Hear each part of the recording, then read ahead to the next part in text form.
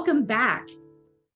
We're so happy to have you join us for our second episode in the summer series.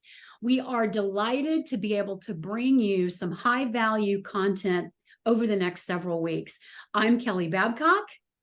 And I'm Terry Norvell, and we are the co-founders of the Leadership Growth Formula.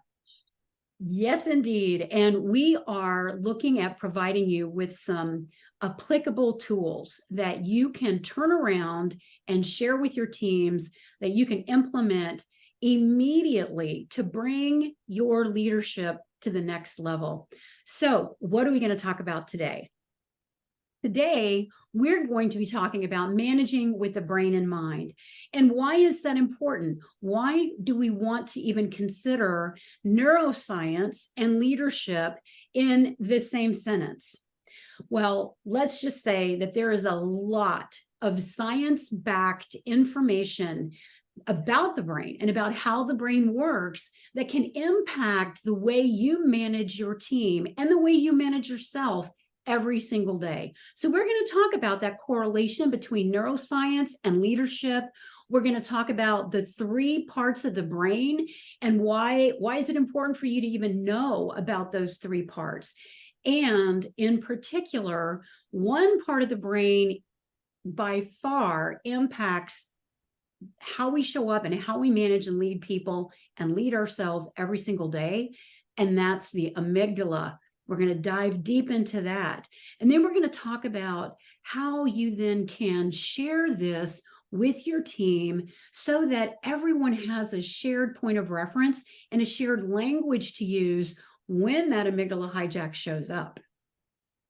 But first, we want to talk about our leadership growth formula and how you might apply that formula for any type of change that you're engaged in. Yes, thank you, Kelly. If you'll bring up the slide with the formula on it, please. And it's a solid formula. It starts with internal change plus external action equals those desired results. This has been proven to be so true in so many situations.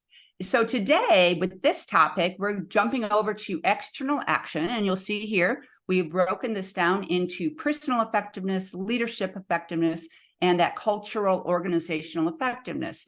In managing with the brain in mind is indeed about personal effectiveness.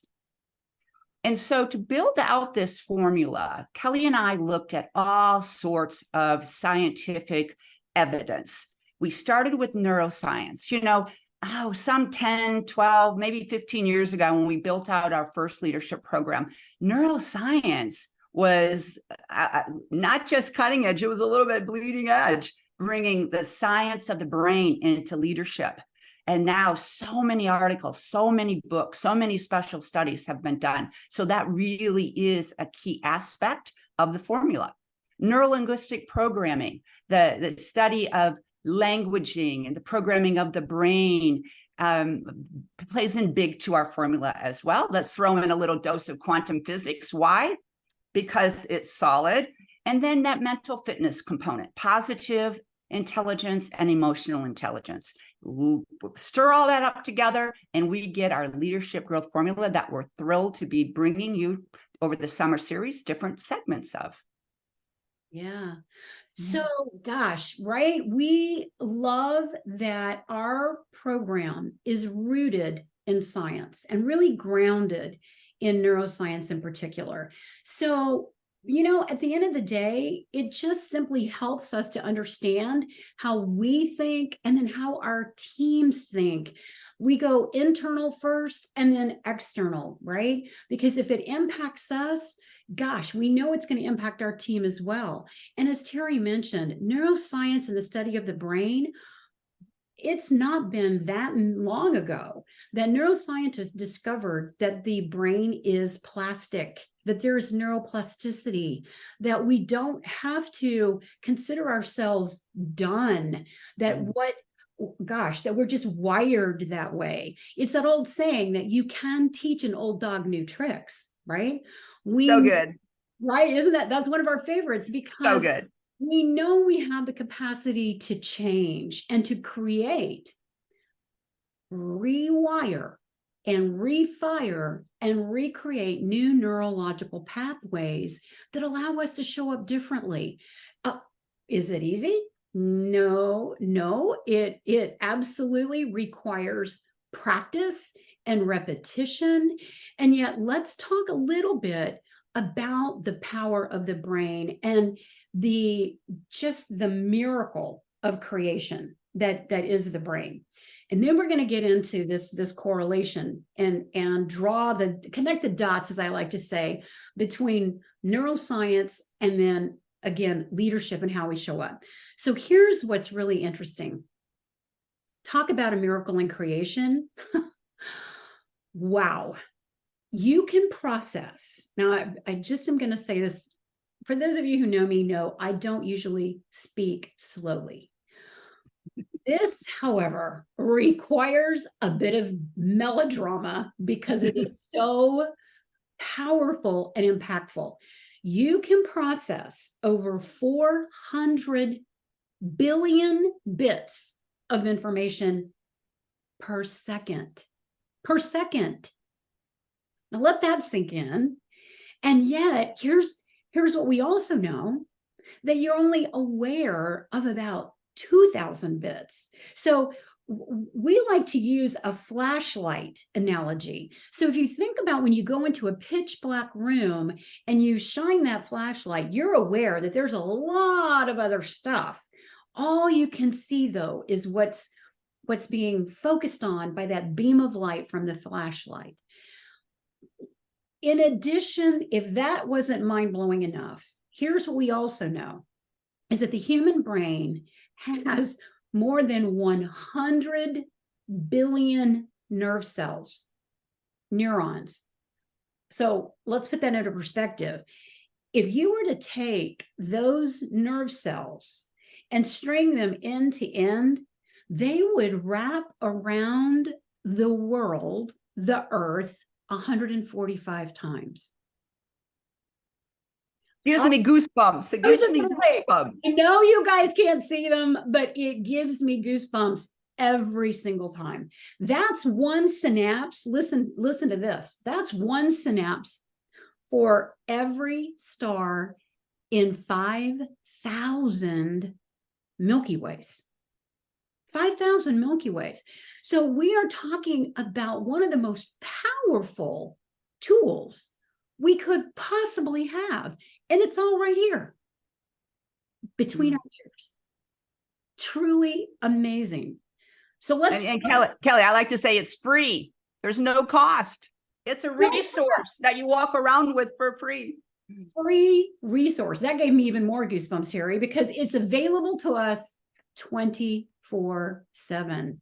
So let's talk about the three parts of the brain, Terry, and give folks some sense for, we've talked about just how vast this machine that we possess is. So let's break it down a little bit. Let's do. And boy, a hot topic for me for sure.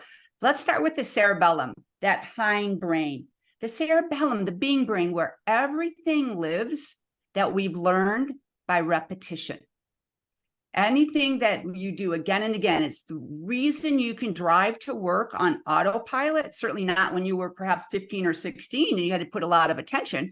And yet now, how often you get in the car and you land in your destination, you wonder, how did I get here? It's because the habits, what we do by rote, lives back here in the cerebellum. And what's interesting is that it's 95% of our mental activity. So it's why we don't have to learn to tie a shoe again. It's why we are creatures of habit. It's where our programming, that neuro-linguistic programming, it's where our programming lives in our minds. So let's go to the almost the opposite of that, the neocortex, the thinking brain. When we go like this, we're thinking, right? We're pointing to where our consciousness is. It's what distinguishes us as humans from other animals in the animal kingdom, our ability to be aware of ourselves. Now, this is about 40% of our brain, and yet it's only responsible for 5% of the processing. What does that mean? we are running 95% on autopilot. Wow. This 5%, though, is why we call it the crowning jewel. It's what we do with our intention. It's what we do with our singular focus.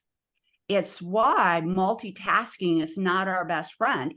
If we want to be effective, we've got to have that singular focus. Science says no more than 1 to 3 things at a given time. Multitasking is not the friend of the brain. So that neocortex is so important when we're doing high quality, we're balancing the budget, we're one-on-one with a customer or a client or a patient, when we really need to focus. Very important part of the brain. Then let's go to that feeling brain, the midbrain. So fascinating. It's 80% faster than our neocortex. What does that mean? It means our feelings are really important. And I know if I were to ask each of you, have you ever gone against your gut feel? And how did that turn out? Probably not so good. There's a reason we have that body wisdom, that that midbrain is responsible to secrete different chemical cocktails based upon how we feel, right? Is it going to be adrenaline and cortisol as a cocktail, or serotonin, oxytocin, the feel-good hormones? What's interesting, why you care about this and the capacity of leadership and management, is that you nor your employees can be in 2 different regions at one time. So you're either running adrenaline and cortisol, fight, flight, or freeze, or oxytocin, serotonin, the feel good, the connection hormones. And you know, Terry, what's really important about that too is that if we're not careful and we're running on the cortisol adrenaline side of the coin, we're missing the performance enhancing side. So the performance enhancing side lives with the oxytocin and the dopamine and the feel-good hormones. That's where the real optimum performance is going to be. That's exactly right. And from a leadership management perspective, you have a lot to do about which hormones your employees, your team members, heck, your family members are running based upon how you show up and how you interact with them. So let's dive a little deeper into that midbrain, Kelly. Let's go to the amygdala, your brain's radar for threats. Just as that diagram shows, it lives in the middle of your mind or your brain, and there's actually 2 little almond-shaped components. And our amygdala serves us so beautifully if we're in a situation that we're in danger. You know, it's that gazelle and lion on the Serengeti. That gazelle better outrun that lion to save for its life. Same thing, though, that amygdala knows no difference in real threats versus perceived threats. One of our favorite examples is, let's say you're driving to work and a car runs you off the road. Your amygdala goes into radar. There's a threat here. I could be hurt. And then afterwards, ideally, you go back to stasis, right? You go back to letting that chemical cocktail, that adrenaline, empty out of your system. So often, though, we don't do that in our society. We carry those threats with us for far too long. We're not wired to do it that way and be healthy. So with an amygdala, we say there's a hijack, right? The amygdala hijacks your neocortex. You can no longer think rationally. Hijacked. There's an unconscious sudden onset, a strong emotional reaction. Our heart rate quickens, our palms get sweaty, our pits might get sweaty, breathing shortens. And then there's a post episode when you're out of harm's perceived way or real way, a realization, well, that wasn't very appropriate. Here's why you care to know this.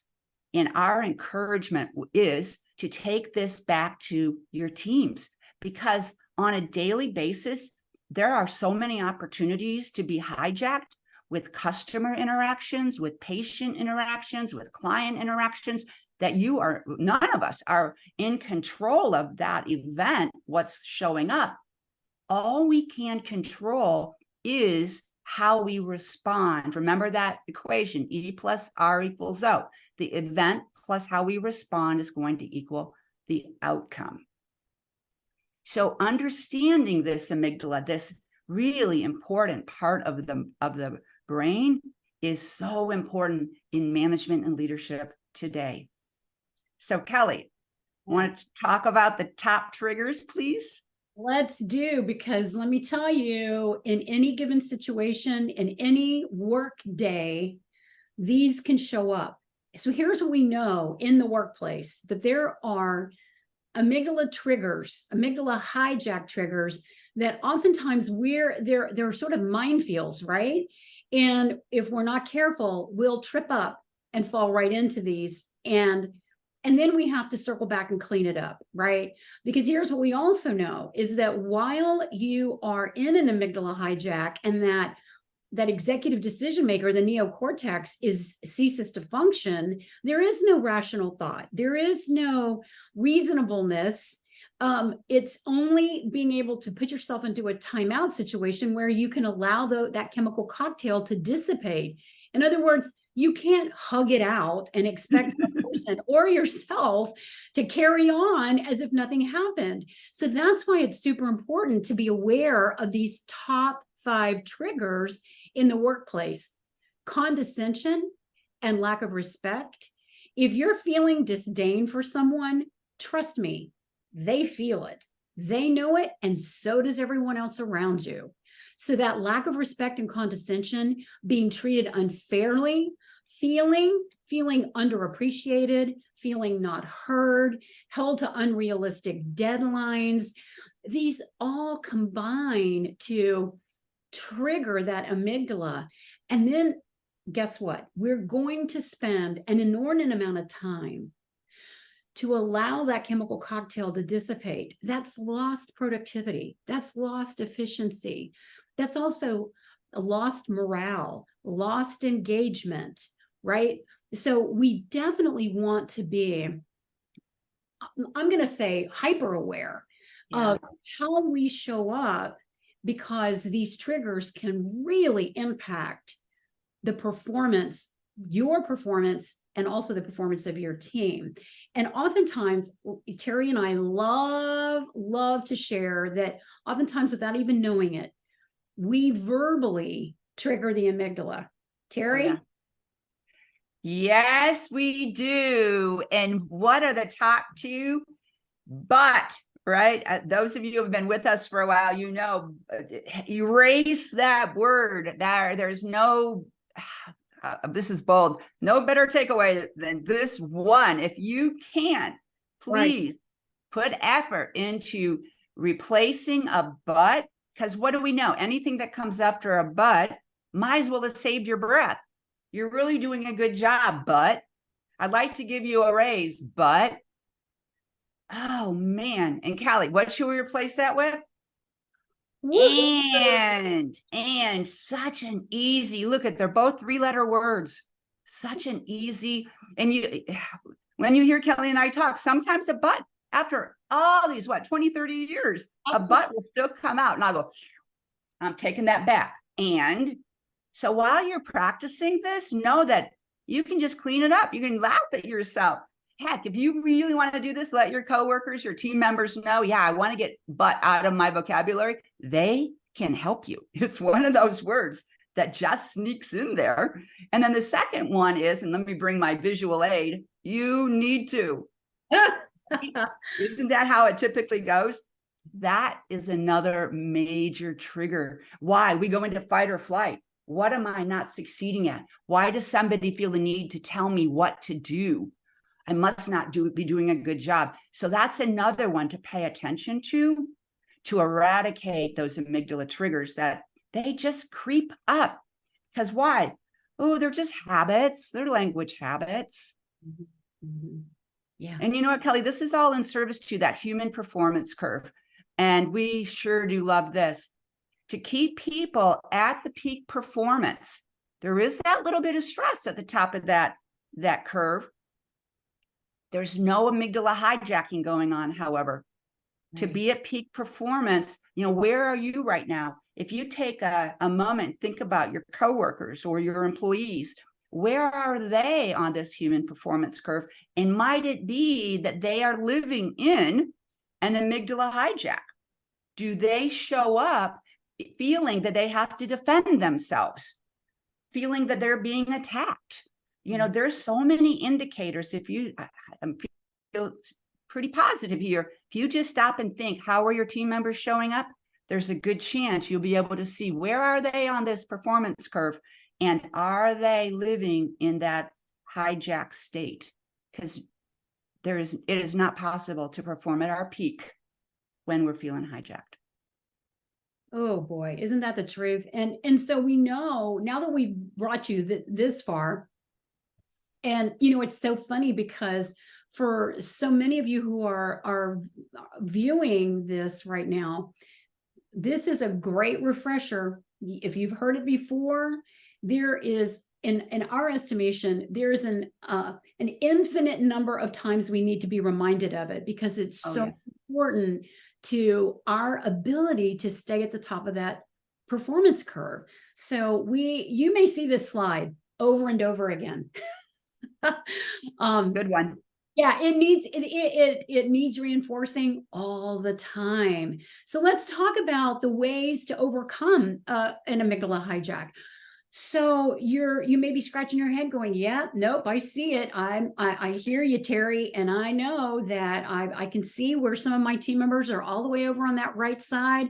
I know when they go into an amygdala hijack. I know it when I go into an amygdala hijack. What can we do? Guess what? Number one always is awareness. Wow. What am I feeling inside? Often we don't even know what's happening. It feels like we have been abducted by an alien, like we're having an out-of-body experience. And we just don't even, like, we're not thinking. That's the whole point, right? What are some of the key indicators? We may feel our palms get sweaty. We may feel our heart accelerate. That's how we know we're beginning to move into a hijack. Sometimes I feel like I'm just sort of coming out of my skin, right? Like I'm like, whoa, wait a minute. I'm feeling this sense of I need to protect myself, right? None of it is rational. And yet being aware that, oh, hold on, I'm sensing, feeling, thinking something here. It's an amygdala coming on. We can then begin to get curious and get fascinated. Like, wow, what triggered that? Like, what happened here?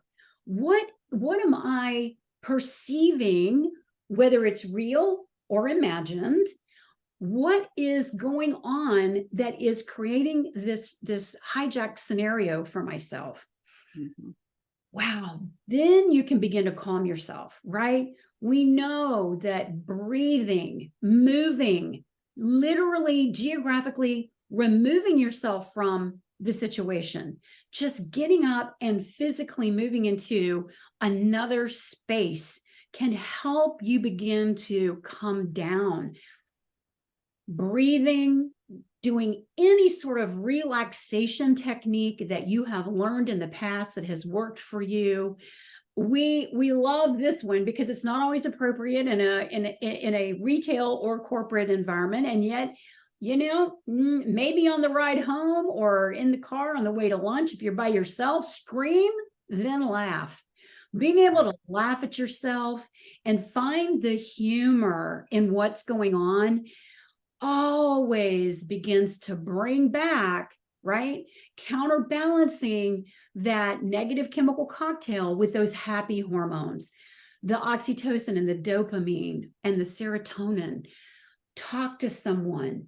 Terry and I are big believers in being able to just verbalize it and get it out of your system, needing that psychological airspace, needing that sounding board of someone with someone who can appreciate what you're going through and understands that you have been hijacked literally. And then, of course, if necessary, apologize.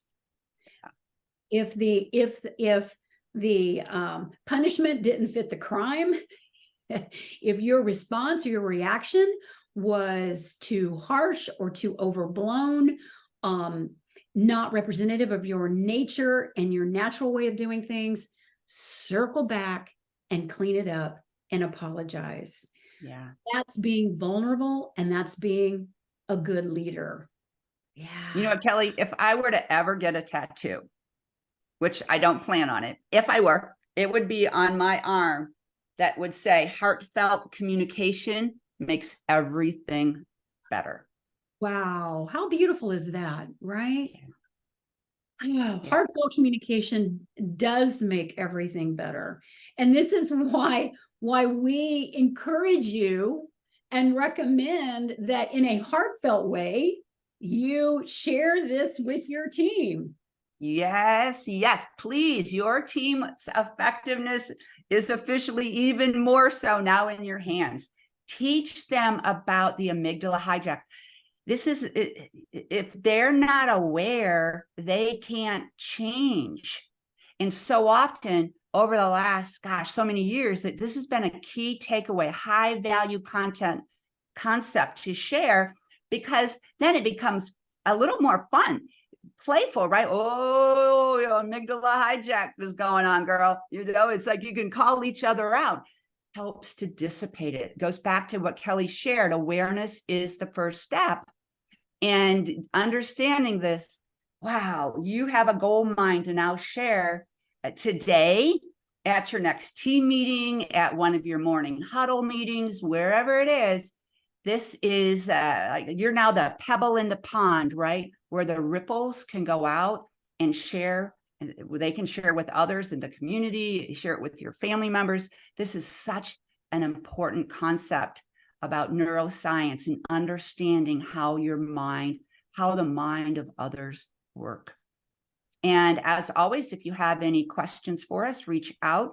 It's either Terry at Leadership Growth Formula or Kelly at Leadership Growth Formula. We, of course, love to hear from each and every one of you.